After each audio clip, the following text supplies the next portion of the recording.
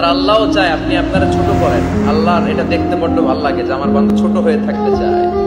মান তাওয়াদা তারাফা, যে নিচে নামতেছে আল্লাহ টাইনা উঠায়, আর যে উঠতেছে আল্লাহ থাপ্পড় মেরে নিচে নামায়। কথা কন। মুসা আলাইহিস সালাম, সহিহ বুখারীর বর্ণনা, বনি ইসরাইলের লোকদের মাঝে ওয়াজ করতেছিলেন, এরকম নসিহত করছিলেন। তো একজন দাঁড়িয়ে বলল, ইয়া নবী আল্লাহ মুসা, মান আ'লামুন নাস ফিল আরদ। হে মুসা নবী, জানতে বড় মনে চায় বর্তমান পৃথিবীর সবচেয়ে বড় জ্ঞানী কে? মুসা আলাইহিস সালাম কয় আমি। মুসা আলাইহিস সালাম কি বললেন? আনা। আসলে কথাটা ঠিক। আল্লাহ যখন যে নবীকে পৃথিবীতে পাঠায় তখন তাকে সবচেয়ে বেশি জ্ঞান দিয়ে পাঠায়, সেই হিসেবে ঠিকই উনি সবচেয়ে জ্ঞানী। কিন্তু উনি এইভাবে নিজেকে সবচেয়ে বড় জ্ঞানী বলে দিবে, এটা আল্লাহর পছন্দ হয় না। আল্লাহ চেয়েছিলেন মুসা আলাইহিস সালাম যেন বলে আল্লাহু আ'লাম, আল্লাহই জ্ঞানী। সুবহানাল্লাহ কইবেন না? কিন্তু তা না করে উনি কি করলেন? যখন বলল সবচেয়ে বড় জ্ঞানী কে, উনি হুট করে কি বলে ফেললেন?